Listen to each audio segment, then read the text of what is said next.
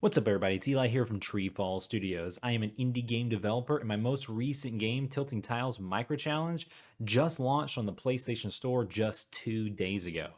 On this channel, I also examine game industry news and given my take and perspective as an indie game developer. And last night on the Sony showcase, there were a lot of interesting decisions on display. All right, so let's go ahead and get into it. All right, so the piece of news we're gonna be taking a look at in this video is about Alan Wake 2. I'm gonna be doing a full review of the Sony showcase later, but that video is gonna be a whole lot longer. This piece of news really kind of bothered me, so I wanna go ahead and talk about it. So if you can see here, this tweet by Wario64, it's been reported on all the websites, but basically Alan Wake 2 is a $60 digital game. The deluxe is $80. It's $50 on the Epic Game Store, excuse me, and Epic is publishing this. Don't ask for Steam. That's funny.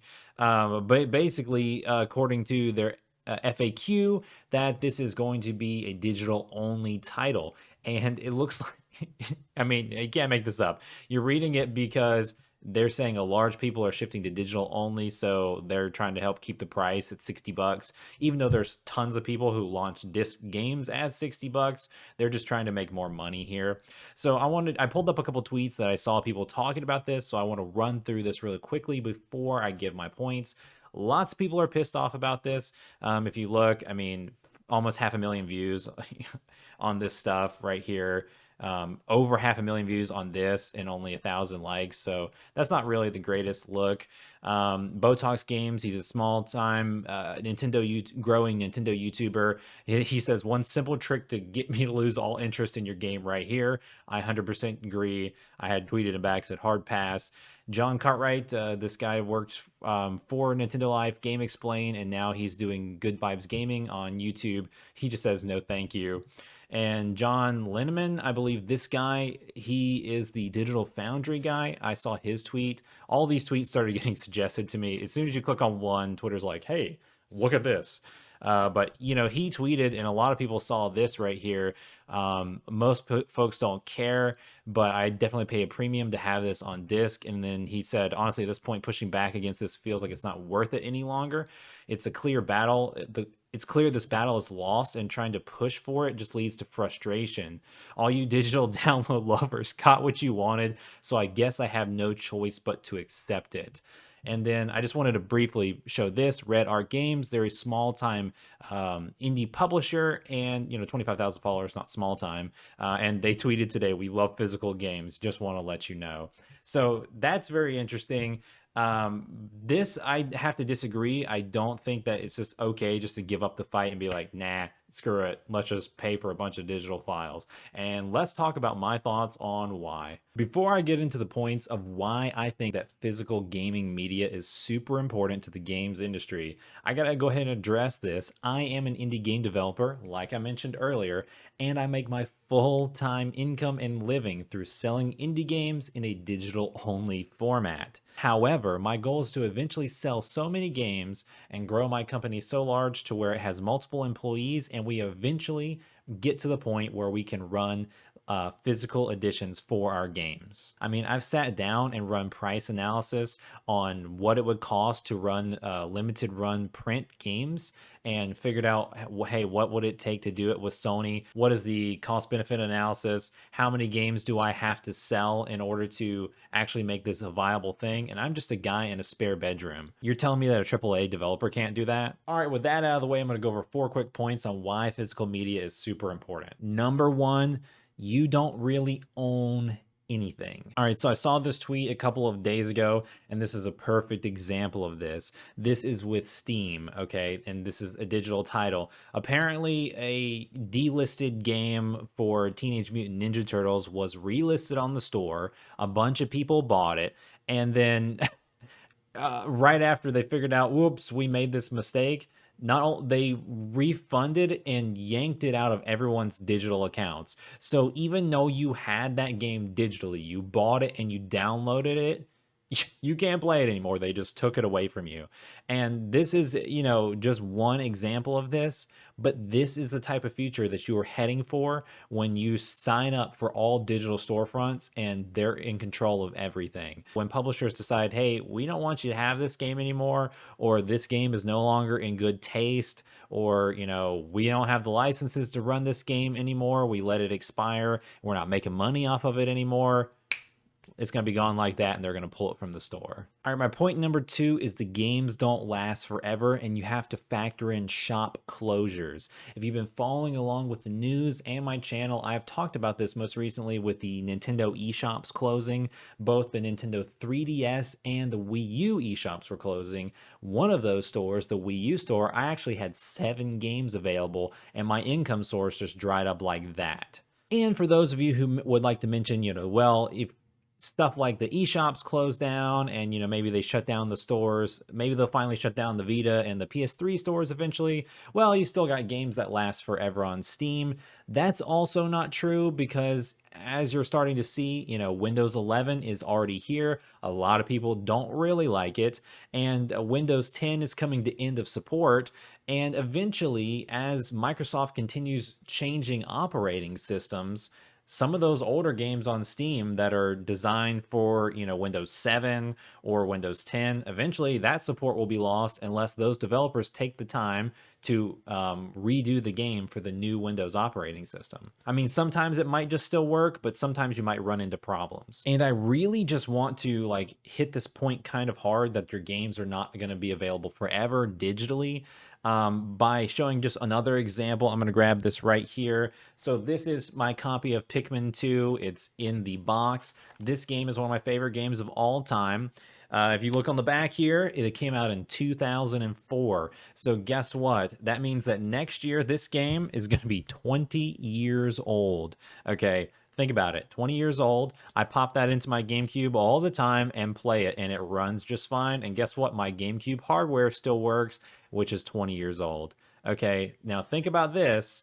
There are a ton of games that were digital only that are not even 10 years old, that are lost forever. I mean, the Wii U came out in 2012, I think, in November, and basically it lasted 10 years. Some of those games came out towards the end of the life cycle, 2015, 2017, in digital only format. Those games aren't even 10 years old yet, and they're gone forever. But yet, that's not even my oldest game. That's not even nearly my oldest game. I've got Nintendo 64 games and older that I can just pop the cartridges in and they still work. Your games are not available forever. That's point number 2. And I understand that physical games and hardware will eventually run out, but you can get them repaired. There will be, you can purchase another one from a reseller. If a game is gone digitally forever, well, you can't get it unless you've hacked your system or you torrent it or pirate it somehow. But, if your copy of Pikmin 2 breaks down, the disc gets scratched, your kid scratches it up, someone else on eBay will be able to sell you another copy and you can keep playing. Which brings me to point number 3. There is no value or resale value per se for digital games. A lot of people really don't think about this, but I actually run a pretty successful eBay store in which I buy and sell old video games. If you can see on my shelf back there, I do have quite a bit. It's not the biggest game collection. I mean, you got some YouTubers with walls of shelves. I just have one little bookcase with all of my games on it, and you can see all of my PlayStation games from 2, 3, and 4 all fit on a single shelf.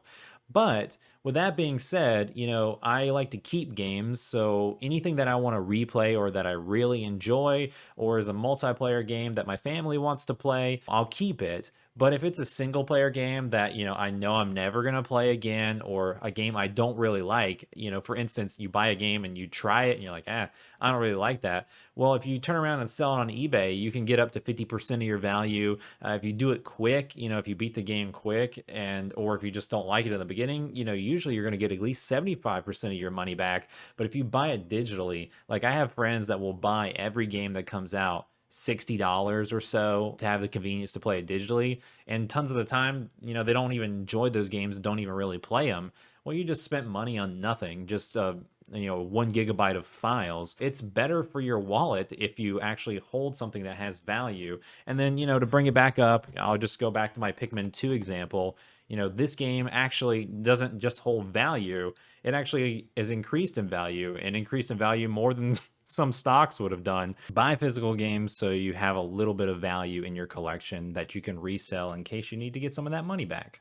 And point number 4, the last one I want to make, is a theoretical point. But if you look at that tweet that I showed earlier, this is where some of these companies would definitely go. And what my point number 4 is they want total control of who sells what and at what price.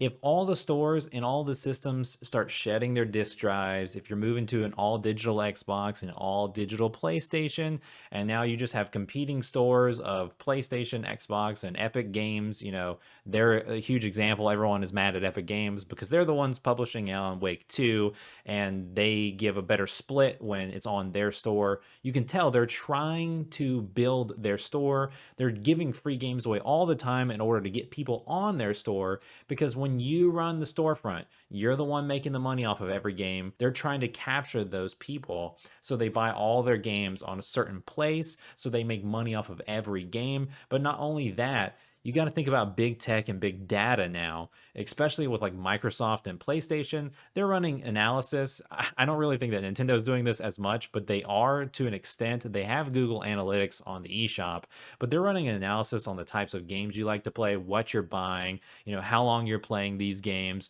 why. They're learning on what to sell you. And you just don't really want them to be in control on everything on these storefronts and determining how and what you see and how you play your games. Even with the argument that physical media is dying, I think that is super important to the games industry. And here's another like bonus point. There's a lot of people out there that don't really have good internet, or don't want to be connected to the internet all the time. You're gonna force them to download 150 gigabyte games. It's a bit ridiculous. You can see where like the corporate heads are thinking. They just announced the PlayStation streamable handheld that you got to buy, that you need super good internet to stream for your PS5 to it.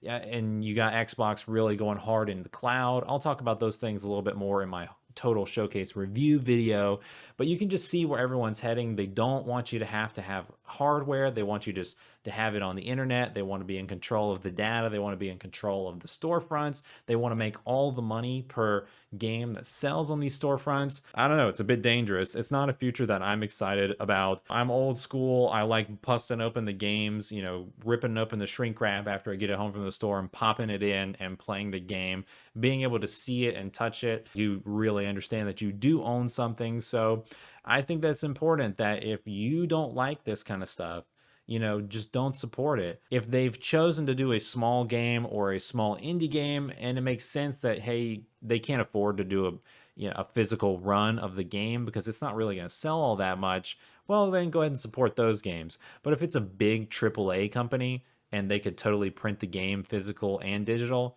they're just trying to make a little bit more money off of you. It's up to each person to choose whether they're going to support it or not. Thanks for watching me ramble on about my thoughts on physical games media and why it's important from an indie game developer's perspective. Let me know in the comments below. Are you a physical game collector? Are you 50-50? Do you buy some games physically, some games digitally? Have you moved already into the all digital future? This is a hot button topic for some people. I got strong opinions on it. I know other people got strong opinions on it. I would love to hear what you think in the comments below. Before I end this video, I got to give a huge shout out to everybody who supports TreeFall Studios on patreon.com. I got to give a personal shout out to Carmen Red, Overhyped Gamer, and Shark and Minnow. Thanks for what you do for TreeFall Studios on patreon.com. We could not do what we do without you. And if you're new to this video, I just mentioned in the beginning of the video, I just released a brand new puzzle game called Tilting Tiles Micro Challenge. It is pretty awesome, getting a lot of good fan feedback.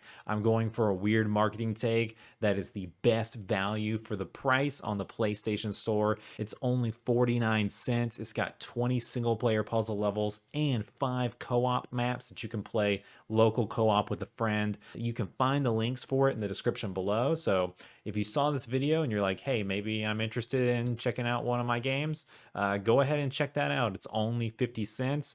I would like to say you won't regret it, but maybe you will. If you do, Let me know in the comments below. All right, guys, I'll catch you in the next video.